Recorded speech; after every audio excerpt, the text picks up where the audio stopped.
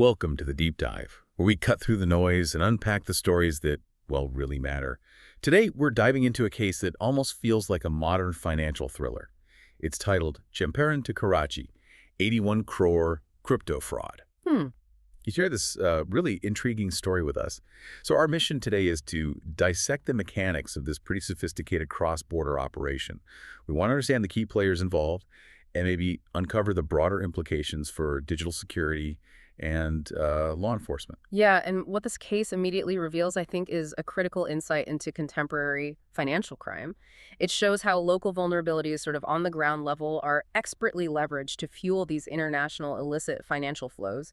And it's all facilitated by technologies like cryptocurrency, which, can seem complex. It's a really powerful illustration of how these schemes are evolving. Okay, let's start at the beginning then. The initial arrests in Champaran, Bihar. We have a father-son duo, Golu Kumar and Bhushan Chaudhary. They were caught managing what authorities are calling mule accounts. So what exactly was their role? How crucial were these accounts? Right. This specific detail gives us a key insight into how these criminal networks actually operate on the ground. The duo, well, allegedly, they provided access to 5 family bank accounts.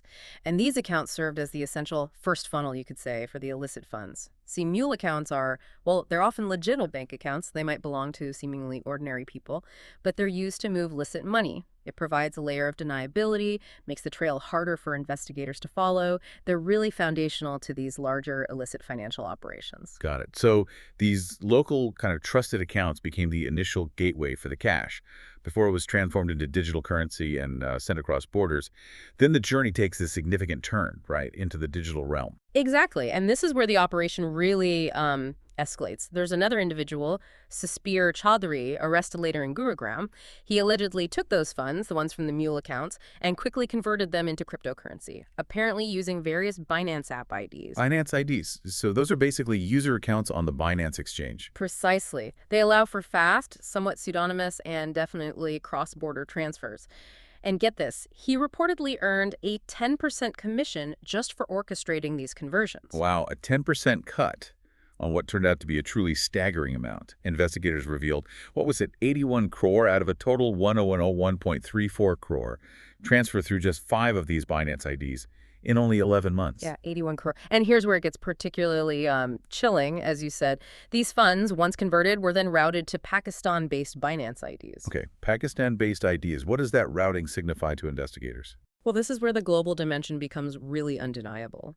Transferring such a massive sum, 81 crore, to Pakistan-based IDs in under a year. That immediately raises significant alarms for law enforcement. It really highlights how cryptocurrency can be exploited, to bypass traditional financial safeguards. It enables this rapid, high-volume capital flight across borders with, well, relative ease compared to traditional banking, this kind of routing. It's a pattern often seen in more organized and frankly, serious financial crimes. In that scale, that international connection, it quickly drew attention from higher authorities, didn't it? Yeah. I read that Balrampur Superintendent of Police Vikash Kumar voiced concerns about potential links to organized crime, maybe even terror financing. They reached out to specialized agencies, the Anti-Terror Squad, ATS, and the National Investigation Agency, NIA. Now, you mentioned no terror funding has been established yet, but what's the significance of involving these agencies at this point?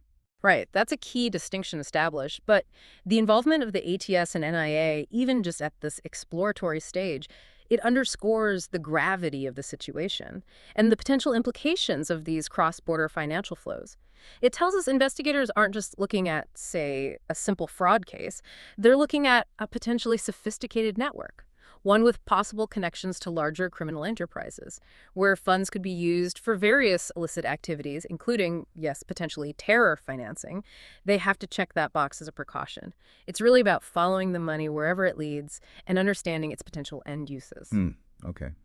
And we also learned something about Golu Kumar, one of the first guys arrested. He operated a cyber cafe and something called a Jan Seva Kendra in East Champaran. This wasn't just a storefront, was it? It seems like it served as a crucial front for his operations. Exactly. And what's truly revealing here is how that cyber cafe and Jan Seva Kendra likely function. It probably wasn't just a simple shop front. It could have acted as a trusted community hub, blending these everyday legitimate services with this hidden illicit digital operation. An environment like that, it could have been perfect for, say, recruiting new people into the scheme, maybe subtly introducing them to the benefits, quote unquote, of these schemes, perhaps even providing some initial training in crypto conversion. It just shows how easily legitimate seeming fronts can be leveraged. They build trust, they facilitate these complex digital crimes, all while masking what's really going on. And now authorities are tracking 6 Binance IDs, 5 in India, 1 in Nepal. They're actively requesting data from Binance specifically on that Nepal-based ID. So this suggests we might uncover even more layers to this whole operation. So bringing this all together, what does this deep dive into the Champaran to Karachi case really mean for you, our listener? This story, I think, powerfully illustrates how digital currency, when you combine it with social engineering and these organized criminal networks, it presents new, really complex challenges for financial security, not just locally, but globally.